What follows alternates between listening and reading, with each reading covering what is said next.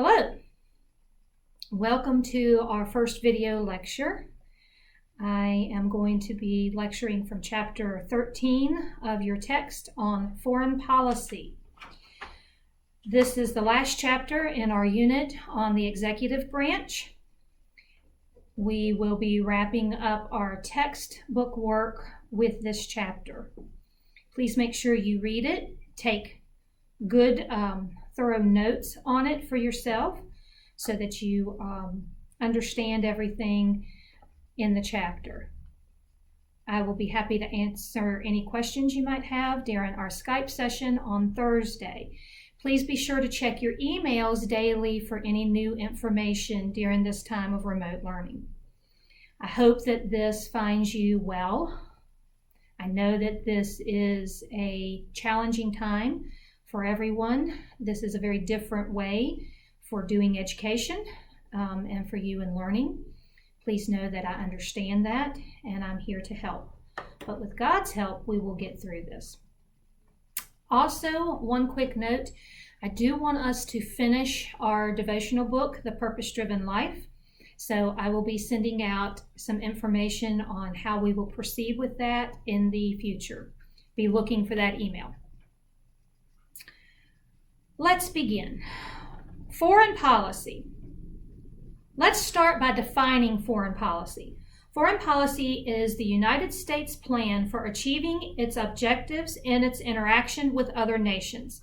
Simply put, it is how we meet our goals or pursue our goals in dealing with our relationships with other nations.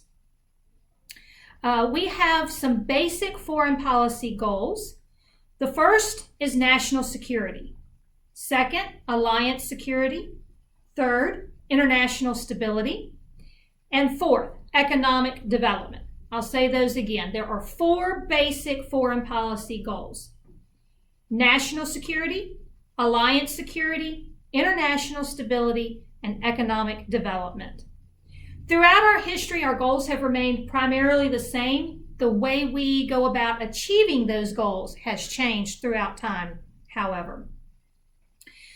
We have always pursued a foreign policy that was perceived to be in the nation's best interest at that time. So national security is the first goal we're going to talk about, and national security is simply protecting the nation and its citizens and property abroad. This is a very biblical purpose for government. It's one of the purposes that the Bible lists for why humans are to have government. It's for protection. Throughout our history, national defense has been a constant theme. As early as 1798, there was a slogan, "Millions for defense, but not a cent for tribute." So national security has always been at the forefront of American thought. It's always been widely supported. American security was rarely threatened during the 19th century, however. This was due to several reasons. One, we're surrounded by oceans. We have an ocean to the east and an ocean to the west. And in the 19th century, ocean travel was possible, but it took a long time. It wasn't as advanced, and so the oceans provided very good barriers for us. We also had weak neighbors to our north and to our south, especially in Central and South America. They were busy throwing off Spanish rule and trying to establish their own governments. They really didn't have the ability to threaten the United States security. And then we also practiced a policy of isolation from Europe. Europe was going through a very turbulent time. Many nations in Europe were getting rid of their rulers, their monarchies. They were trying out different governments. It was very turbulent, very chaotic time in Europe. But we practiced a policy of isolation from that. We traded with them, but we really didn't interact with them to a large extent. However, World War II changes all of that. There were threats that increasingly arose against American security. And that happened as the world was shrinking. The technological advances in air and naval warfare shrunk the earth. It now only took a matter of hours to get from one continent to another, not weeks or months. And weapons became much more efficient, much longer range. Then in 1941, December 7th, 1941, when the Japanese attacked Pearl Harbor, there was a decisive shift in U.S. foreign policy. It was a shift from isolationism to internationalism. After the bombing of Pearl Harbor, the United States never returns to isolationism. They realize that this is now a global community and we are going to have to play a part in that global community. During the Cold War, concern about national security continued to deepen, primarily due to the Soviet nuclear threat.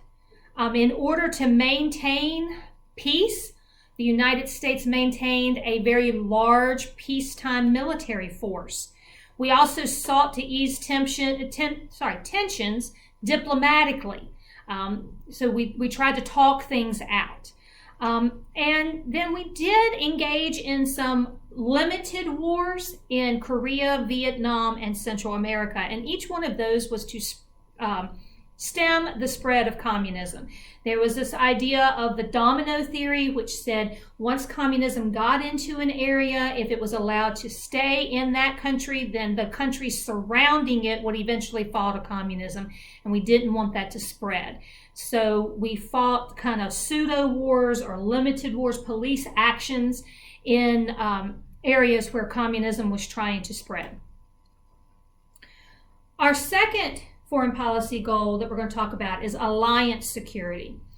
One way that the United States can protect Americans is to support our allies abroad. It's kind of like friends helping each other, scratching each other's backs. We help them in situations so that they'll help us in situations. This can involve things like diplomatic cooperation, economic assistance, military intervention. We have ambassadors and U.S. representatives in several different countries, in many different countries, that can have access to those countries' leaders as a representative of our president. And they can conduct talks with those leaders about what's in the best interest of both nations. Sometimes a nation needs some economic assistance, and we can help with that. We can send them supplies or money or whatever, and that helps the relationship. And sometimes there's a need for military intervention. Sometimes we have an ally that has been threatened militarily by another nation, and we need to step in and help them out. Now, there are formal alliances. A formal alliance is a treaty that unites its participants in a common cause. There are also military alliances, and those are a collective security where each nation vows to help protect the security of the other nations involved. Military alliances include mutual defense. It basically promises that an attack on one member will be treated as an attack on all the members. And a good example of this is the North Atlantic Treaty Organization, or NATO.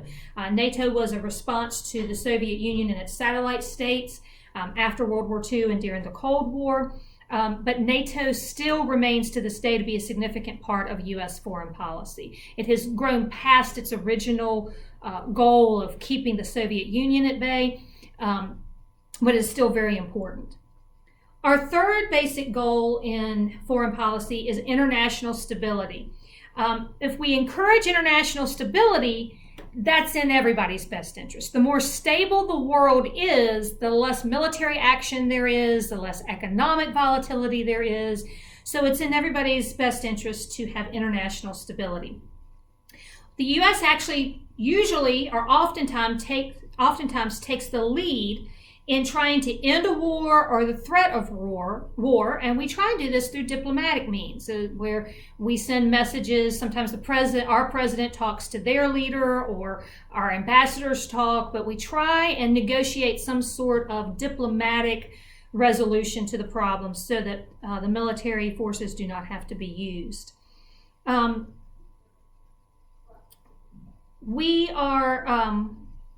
We try to cool global hotspots to prevent violence from spreading to other areas. This is one of our foreign policy objectives. We know that there are certain areas in the world that are more volatile, more prone to violence.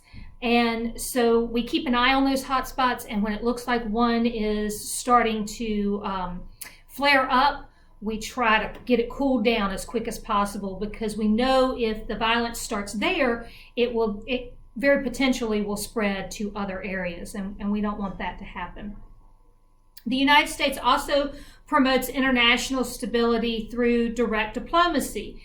We will act as a diplomatic intermediary between two nations or two groups. We see this with Israel and the Palestinians.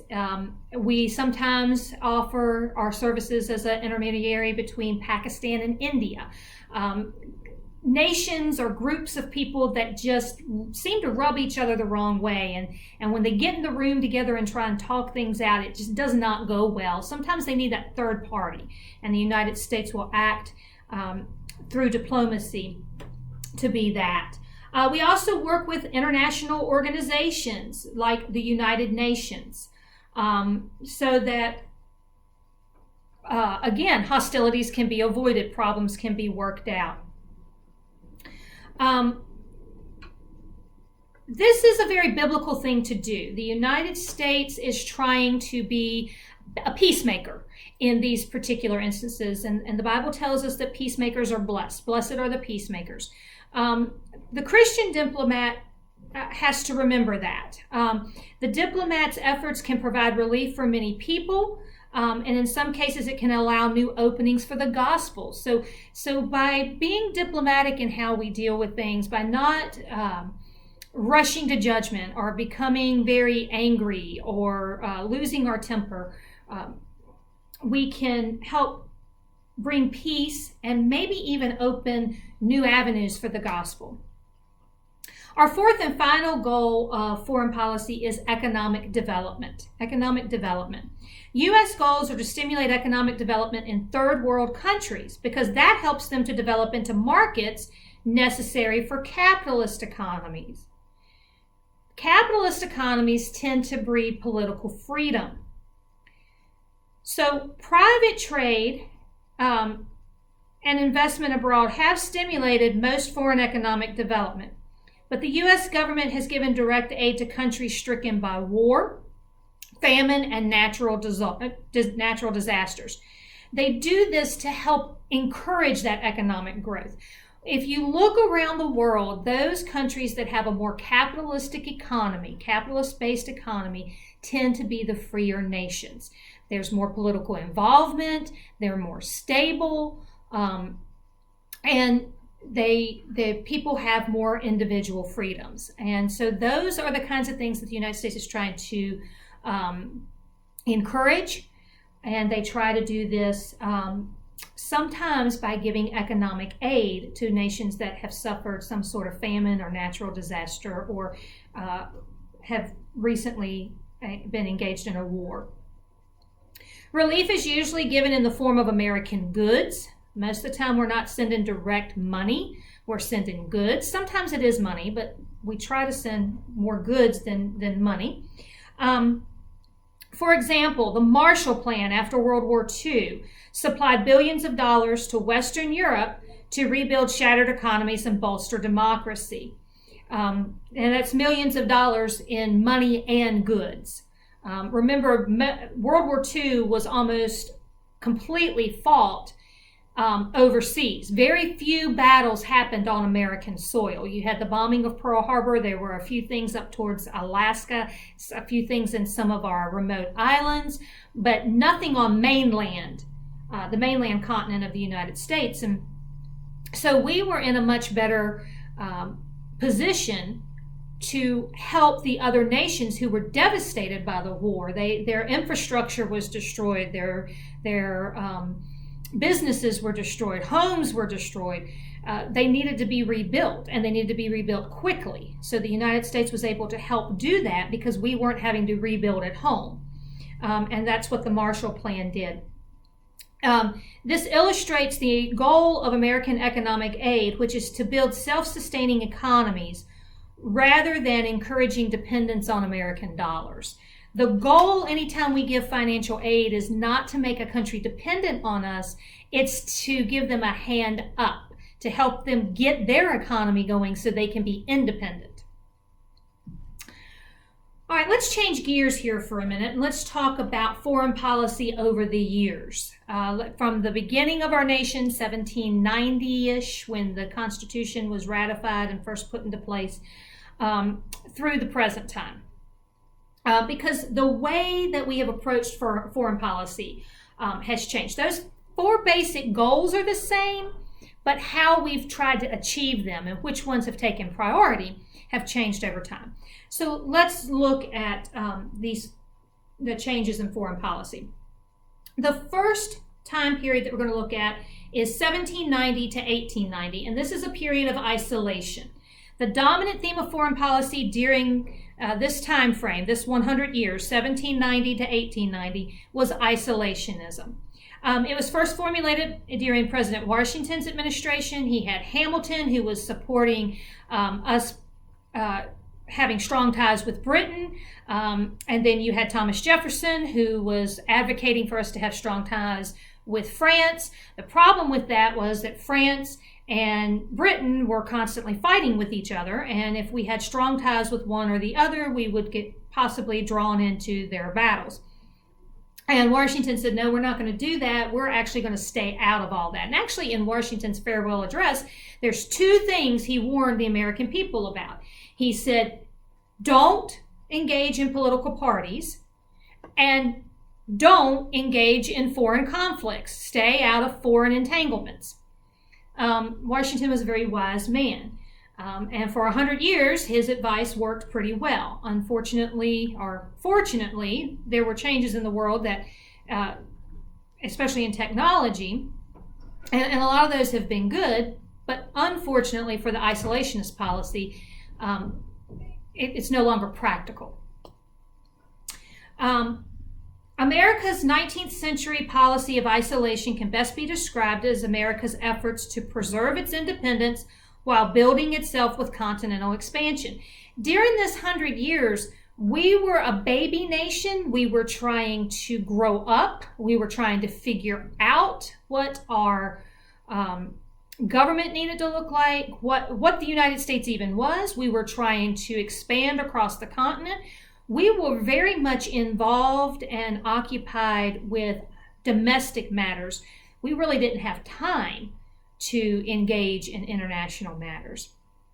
One of the clearest assertion of our policy during this time was called the Monroe Doctrine. This was put out by James Monroe. It was after the War of 1812. It was actually issued in 1823, and it was in response to the fear that Europeans might threaten the United States by reasserting control over a weak Latin America. Latin America had just revolted against Spain, and many of those nations had gained their independence from Spain, but they were very weak. And the thought was that other European nations may come in and try and conquer those Latin American nations and use that as a foothold to come in and threaten the United States. And so the Monroe Doctrine stated that Europeans were to stay out of the Western Hemisphere. They were to keep their presence where it was. Whatever properties they already held in the Western Hemisphere, they could keep, but they could not come looking for more. They were supposed to stay out of the affairs of the Western Hemisphere, and in return, the United States would stay out of the European affairs. Now, this was a pretty bold doctrine for James Monroe to put out there, considering that we had just been invaded by the British. Our capital had been burned in the War of 1812, not even 12 years before this doctrine comes out.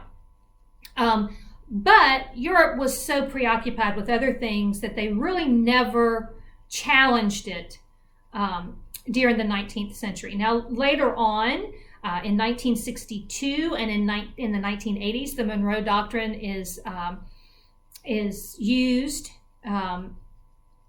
to justify the Cuban Missile Crisis, where Kennedy tells the Soviets that they have to take their nuclear weapons out of Cuba. They cannot put nuclear weapons in Cuba. And in the 1980s, when we were giving weapons and things like that to anti-communist armies in Nicaragua and in Cuba. So the next time period that we're going to talk about is 1890 to 1910, and this is a time period of expansion. This is imperialism of the United States. It only lasts about 20 years, which is a very short period of time, especially when you look at European imperialism, but it does occur, and it's a period of expansion. So from 1890 to 1910, the United States abandoned isolationism for an increased participation in international commerce and a craving for colonies. We were seeing Europe colonize in Asia, in India, in many different islands. This was opening up new markets for them. Their commerce was exploding, and we wanted a piece of that. So we wanted to become more involved in European commerce, and that meant colonies. And so we threw our hat in the ring, so to speak, to become an imperial power. In 1898, the United States annexed the Hawaiian Islands. And also we took the Philippines, Guam, Puerto Rico, and Cuba from Spain. The following year, the United States got the Samoan Islands, and we announced an open door policy to preserve markets in China. And this was all to advance that foreign policy goal of expansionism. Again, it only lasts for about 20 years, 1890 to 1910. But we do, during that time, gain a significant amount of territory. The Hawaiian Islands, the Philippines, Guam, Puerto Rico, and Cuba. And actually, we still have the Hawaiian Islands, Puerto Rico, and Guam. Okay, then from 1910 to 1940, we have a period of vacillation. Vacillation means we kind of keep changing what we're doing. So from 1910 to 1940, it's a period of vacillation. We stopped our empire building. We realized that that's really not what we were about, not what we wanted to do. Expansionism declined as domestic concerns reasserted themselves. The United States was now a world power, and we were involved in globally, and we really couldn't turn back from that. We were at a point of no return from that, but Americans weren't necessarily comfortable with that yet. Woodrow Wilson was an isolationist, and then eventually he became an internationalist. When he was first elected president and during his entire first term as president, he was an isolationist. World War I was beginning in Europe. All of Europe was going to war. It was not a pretty sight. And Wilson did not want to be involved in that. The American people didn't want to be involved in that. As a matter of fact, Wilson got reelected simply because he kept our boys out of war, only to turn around the next year and send our troops to Europe to help the Allies. So Wilson starts out as an isolationist. He does become an internationalist, though. By the end of World War II, he is an internationalist. He's the architect of what we call the League of Nations. It was the precursor to the United Nations. And Wilson thought this was really the way to keep war from happening. Just get everybody together, get all the nations together in one conference, one group, and they can talk out their differences and use diplomatic means to settle problems. It's not a bad idea. The problem with that is that you're dealing with people. And you can only solve the problems to the extent that people will allow you to solve the problems. Everybody has to be agreeable to the solution, and that doesn't always happen. Unfortunately, the United States, especially the Senate, was not as fond of the idea of the League of Nations. They wanted to go back to being isolationists. So they rejected membership in the League of Nations. And without the kind of founding country being a member, the League of Nations really had no authority, no weight behind it. And it becomes a failure. In the 1930s, Adolf Hitler is rebuilding the German war machine, but the United States does not want to get involved. We're busy passing neutrality legislation saying we're going to stay out of this European conflict. By 1940, Hitler has conquered most of Europe. Britain's the only one standing against him. And we're still saying in the United States, we're not getting involved. Even Franklin Roosevelt ran on a platform. Both he and his opponent, Wendell Willkie, ran on a platform of we're not getting involved in this European war. We are not getting involved in this again. We did that back in 1917. That was supposed to be the war to end all wars. We're not getting involved in this problem again. However, 14 months after Roosevelt is elected president, Pearl Harbor is bombed, and the United States is forced into World War II. Then from 1940 to 1991 is a period of obligation. 1940 to 1991 is a period of obligation. The Japanese attack Pearl Harbor on December 7th of 1941, and they make the United States enter World War II. But they also do something else. The fact that they attacked us and got us entered into the war actually develops us into a superpower. We had been a world power, but as a result of the attack on Pearl Harbor and us getting involved in World War II, we become a superpower. The Germans are defeated. The Japanese are defeated. Unfortunately, at the end of World War II, Hitler, the Axis powers are defeated, but the Soviet Union is able to conquer most of Eastern Europe. And by 1949, the Chinese mainland also becomes communist. Many people in the world, not just in the United States, feared this expanding communism. And so the Cold War begins. It's called the Cold War because there's not a lot of battles. It's not necessarily a military war, but it's still a time of great tension, and that potential for the military war is there. The United States practiced what was called nuclear deterrence.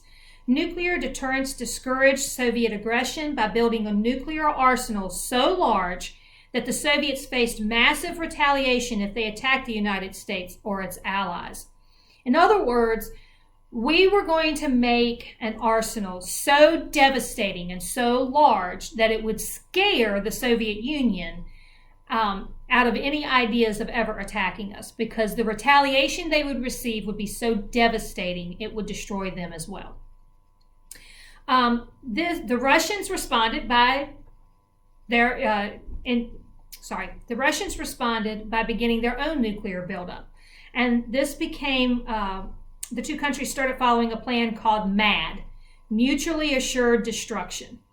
In other words, both countries knew that the first person to push that little red button on a nuclear bomb was basically going to destroy both nations and a good portion of the world. And that was supposed to be enough of a deterrent to keep anybody from pushing that button. We also, the next theme that we had during this time period was containment. I already said that we did not want communism spreading. We were scared of communism. Most non-communistic countries were scared of communism. And so we didn't want it spreading. And I already mentioned the domino theory, where once it got into a certain region, if it was allowed to stay in that country, then it would spread to the other countries. The other countries in the area would fall like dominoes. And we actually did see that happen because of, we saw that happen in Vietnam. But the first war of containment that we engaged in was Korea. And actually, we never technically declared war on Korea. It was a police action. There also has technically never been a peace treaty. There has been a laying down of arms, a ceasefire. But Korea was the first containment war that we engaged in, and we were relatively successful there. South Korea was able to remain democratically free. North Korea remained communistic. Then we went into Vietnam. Vietnam was another containment war. We were not as successful there. We actually were defeated there. We withdrew, and the North Vietnamese were able to take over the entire nation. And we did see the domino theory prove true. After we lost in Vietnam, Laos and Cambodia fell to communism as well. In the 1980s, Ronald Reagan was president. And this became a turning point in the U.S. struggle against the Russians and their allies. He called the Soviet Union an evil empire. He was not afraid to put a name to them, a derogatory name to them, and he called them an evil empire. He rebuilt the American military to a level that the Soviet economy could not support. They couldn't match us. He believed in what was called peace through strength. And he said, the way to maintain peace in the world is to have a military so big that nobody would dare come against you. You need to be strong enough to maintain the peace. Not strong enough to bully others, but strong enough to maintain the peace. Kind of like the awe-inspiring respect we're supposed to have for the Lord. We're not supposed to fear him, but we are supposed to respect him partly because of his great power. Reagan promised to roll back communism by supporting anti-communist insurgents abroad, and he did that. The Soviet Union was actually weak. Its economy was weak because of a war it had fought in Afghanistan that became its own Vietnam. It wasn't able to win that war, but it had cost them immensely and economically. And in 1991, the Soviet Union disintegrated into its component parts after the Berlin Wall came down in 1989. I would encourage you to go on YouTube and look up Ronald Reagan's speech, Tear Down This Wall. He says, Mr. Gorbachev, tear down this wall. I would encourage you to go on YouTube and watch that speech because it's within a year of that speech that the Berlin Wall actually comes down. And Germany is reunified and becomes a more democratic society. The final time period we're going to talk about is the transition period, 1991 to the present. The relative peace of the 90s strengthens the economic growth around the world. The United States signed a free trade agreement called NAFTA, the North American Free Trade Agreement, with Mexico and Canada. We were trying to integrate developing countries and former communist states into a world economy. And the United States was the world's only superpower now. Now that the Soviet Union had disintegrated, there were no other superpowers left, just the United States. Russia encountered smaller, more unpredictable, the United States encountered smaller, more unpredictable dangers from many different parts of the globe, but nothing overreaching or overarching. The United States struggled to maintain peace while trying to avoid becoming the world's policeman. We wanted there to be peace, but we didn't want to have to go to every hot spot and engage our military as peacekeepers in every little spot in the world that was having trouble. So we were trying to find the right balance. In the 1990s, American forces engaged in many peacekeeping missions. That sounds peaceful, but a lot of times they wound up being violent. Some of those were in the Balkans, Somalia, and Haiti. Bill Clinton took a pragmatic approach to foreign policy. He intervened abroad only when the stakes were low and success was highly probable. So what he would do is he would assess the situation, and if it was kind of low stake, there wasn't a lot riding on whether or not we won or lost in this particular fight, then he would send troops, especially if it seemed most likely that we would win. However, September 11th, 2001 changed all of that. American optimism about national security evaporated within hours that day. You already know that extreme Muslim terrorists, hijacked 4 planes, flew 2 into the World Trade Center, 1 into the Pentagon, and 1 crashed in a field in Pennsylvania. Reports tell us that it was either headed for the Capitol or the White House. At that time, foreign policy in America changed. George W. Bush sent troops to Afghanistan to eliminate the terrorist leaders in the Taliban regime.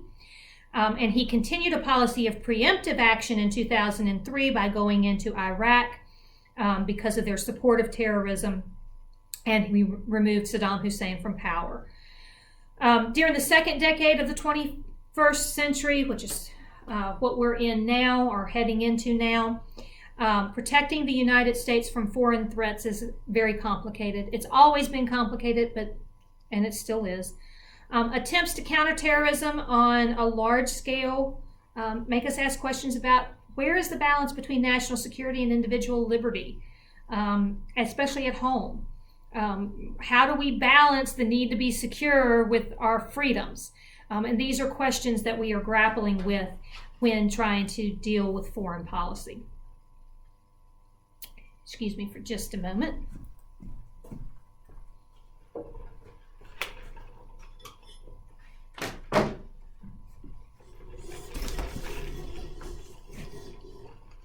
I apologize, I'm a little thirsty. Okay. Thank you for sticking with me for this long. Hopefully it won't be too much longer. All right. Our next topic is who makes the policy? Who makes foreign policy? Who are the policy makers? Well, first of all, there's the president. He is obviously a policy maker. He occupies the center stage for foreign policy, and mainly because of the powers that are granted to him through the Constitution, and some from the powers that he's acquired through tradition over time. Each president has been able to expand his power at least a little bit during his presidency. Some of the roles that afford him this center stage for foreign policy is his role as commander-in-chief, which means he heads the military forces. He's also the head of state, so he represents the country, represents our country abroad. He can initiate and negotiate treaties and agreements with foreign leaders. That does need Senate approval. The final agreement has to have Senate approval. Our final treaty has to have Senate approval, but he gets to initiate and negotiate those. And he's a chief executive, which means he gets to appoint secretaries of state and defense, which are 2 very prominent roles in not only shaping but implementing foreign policy for the United States.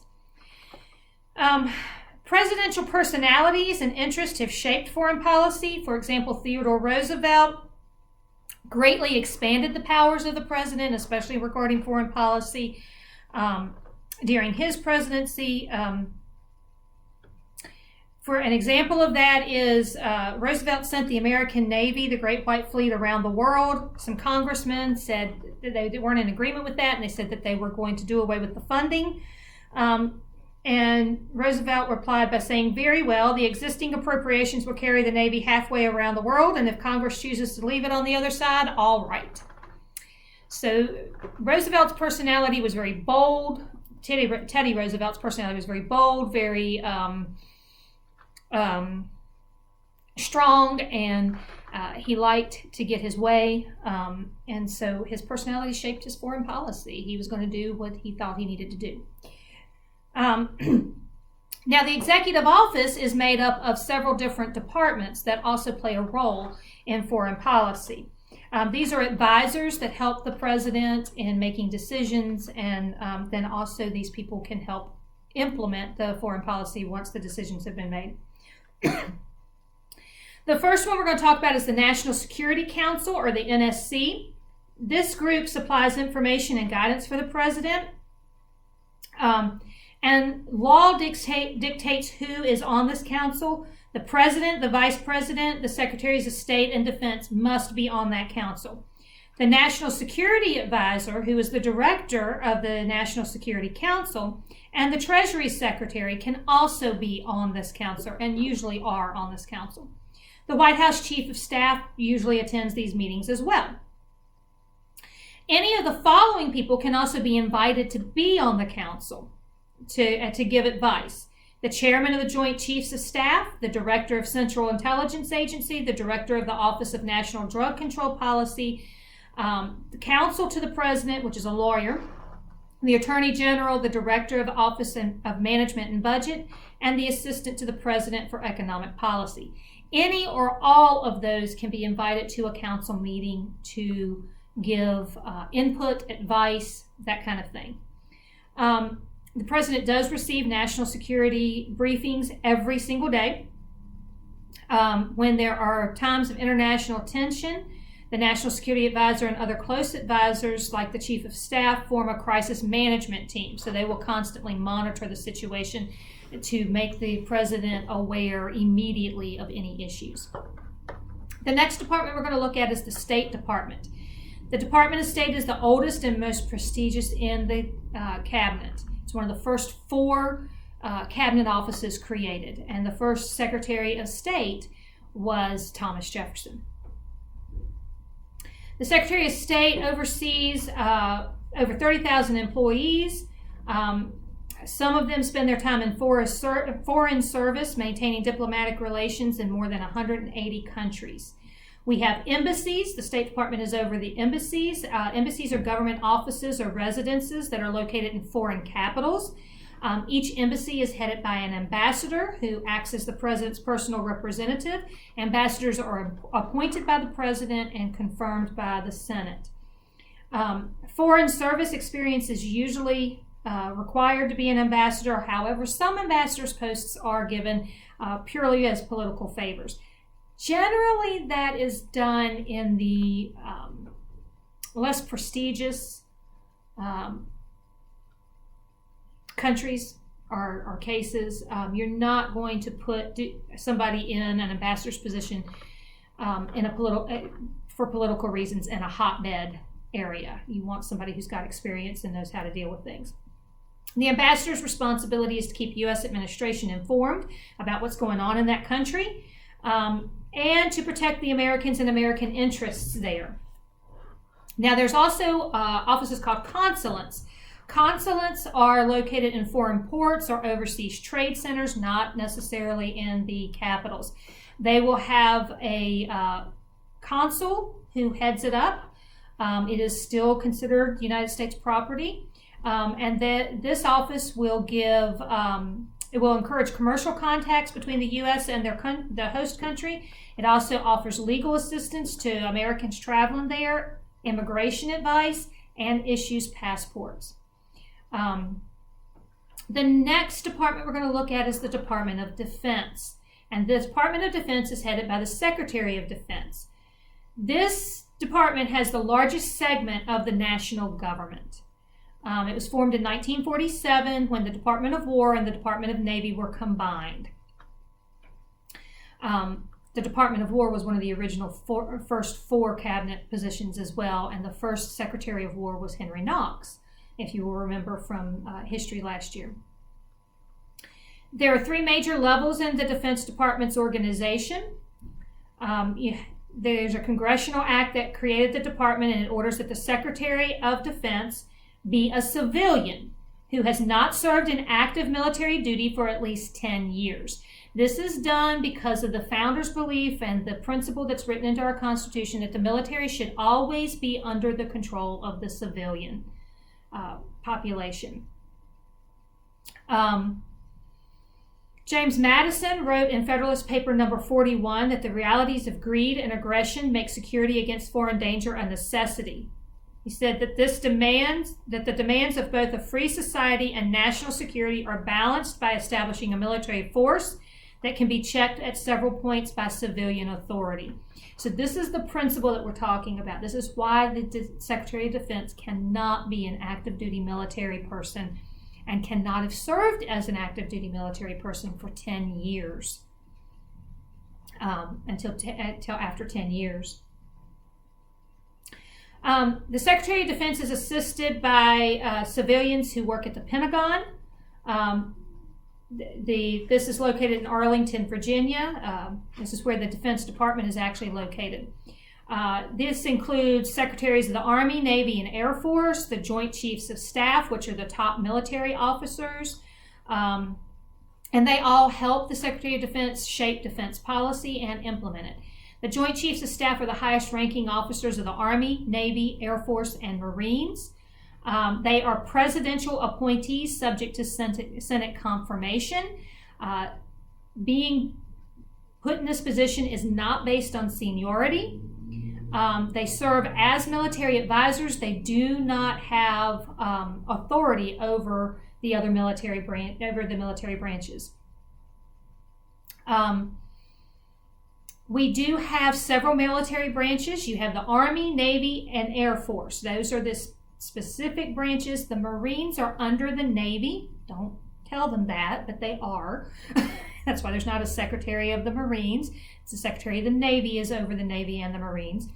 But you have the Army, Navy, and Air Force. The Army is the largest branch, and it primarily deals with infantry, artillery, tank, engineering, and chemical warfare units. They're your boots on the ground. Then the Navy has a fleet of about 300 ships. It helps maintain sea lanes, and it will deliver troops and firepower to hostile areas if necessary. They also have a very prominent aerial weapons group, fighter pilots and things like that. And then you have the Air Force. The Marine Corps is part of the Navy. It functions as a separate military branch, but it is part of the Navy. Its mission is to secure beachheads for sea, air, and land operations. Then you have the Air Force, which was originally part of the Army. It was called the Army Air Corps during World War II. But it became a separate branch in 1947. It maintains tactical and strategic. Tactical means short range, strategic means long range, aircraft as well as advanced missile systems. Each group has its own special ops unit, which are small groups of elite, specially trained people who will perform specific missions. Many times these missions are secret, and if they've done their job well, you'll never know that the mission was carried out. The Army has the Rangers and the Green Berets. The Navy has the SEALs. The Air Force has combat control teams, and the Marines have Special Operations Regiment and Force Reconnaissance teams. The next group we're going to talk about in the Executive Office, part of foreign policy, is the Department of Homeland Security. This is the newest cabinet position that was created by President George W. Bush after the terrorist attacks of 9/11. And it really was a reorganization more so than a brand new department. Upon reflection and evaluation of why the attacks happened and how the response could have been better and that kind of thing, it was determined that many divisions that could have helped and communicated with each other to warn or prevent or react to the situation in a more efficient manner did not do so because they were in different departments. They were under different cabinet heads. And so they had great communication within their cabinet department, but there wasn't really good communication across departments. And so there was a reorganization that took place. And it created the Department of Homeland Security. And what it did, they're specifically supposed to deal with terrorist attacks on American soil, preventing them, but if they do happen, dealing with them. The department's responsibility falls under four major categories: border and transportation security, emergency preparedness and response, chemical, biological, radiological, and nuclear countermeasures, and information analysis and infrastructure protection.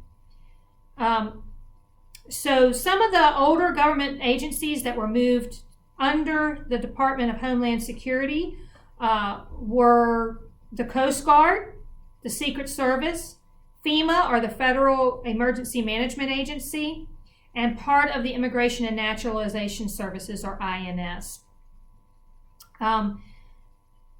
The department is supposed to guard against external dangers, but some Americans have become concerned about threats to civil liberties because of some of the actions that the Department of Homeland Security has wanted to take or has taken in the past. Again, they're trying to find that balance between national security, civil liberties, and personal freedom. And the final agency within the executive branch that we're going to talk about is the Central Intelligence Agency, or the CIA. This is another important element in making and implementing American foreign policy. The director of the CIA is a member of the National Security Council. He has regular access to the president. He's the chief gatherer of intelligence or information activities in foreign countries. Intelligence gathering is as old as ancient warfare. Moses used this when the Israelites were heading into Canaan. He sent the 12 spies. 2 came back with a good report. 10 came back with a bad report. Then Joshua did the same thing when they came back to the land of Canaan. The Confederates had such a great victory at First Manassas, because of a spy named Rose Greenhow. She would attend Washington, D.C. social events and pick up different information and then share it with the Confederates. George Washington used espionage and spies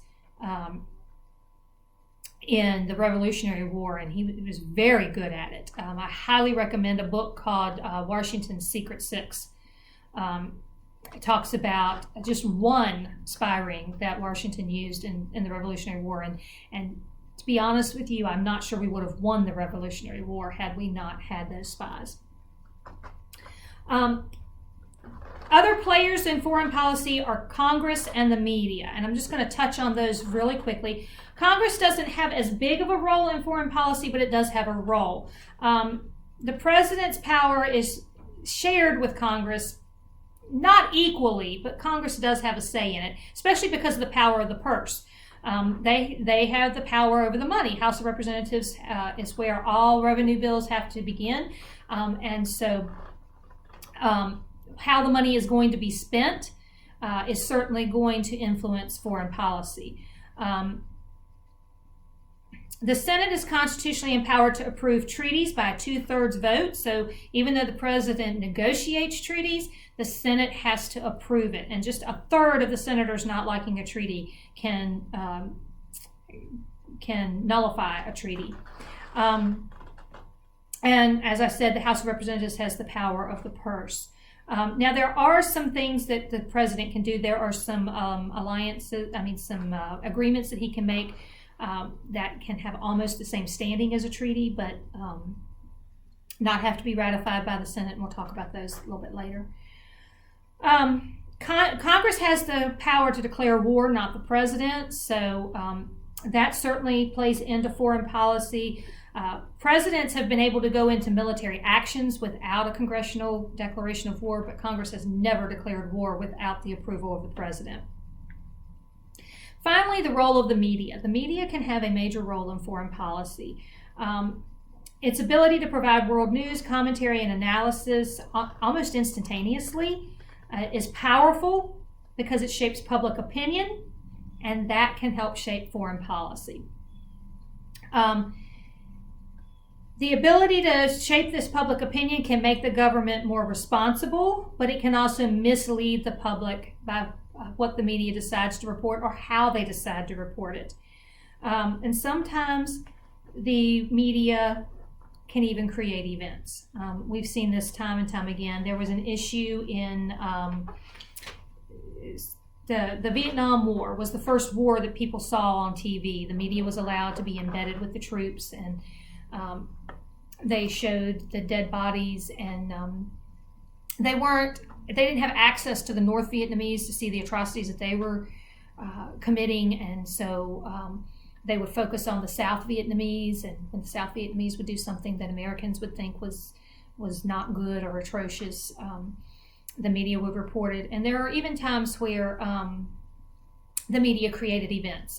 There was an instance in 1962 where CBS News shows a U.S. soldier cutting off the ear of a dead North Vietnamese soldier, and what they didn't say was that the reporter had asked the soldier to do it, and then once it was filmed, showed it as regular behavior, not exceptional or not something that had been asked to do. So the media also, another example of the media's influence was the Tet Offensive in the Vietnam War was actually a great victory for the U.S., but the way that the media reported it, it seemed like it was a huge defeat. The emotional impact of modern media can be used to destroy a free society's will to defend itself, or it can be used to keep the government in check, and that's really where you need a responsible media. And to have a responsible media, we as the consumers of the media have to hold them responsible for ethical reporting. All right. We have a couple more sections that we need to do. I will probably do those in a separate video. I will come back to you in a little while with a separate video. Take this time. We've been talking for about an hour now. Take this time to take a break, stretch, and then when you come back, we will cover policy methods, and we will cover the challenges abroad. I'll see you in a few minutes.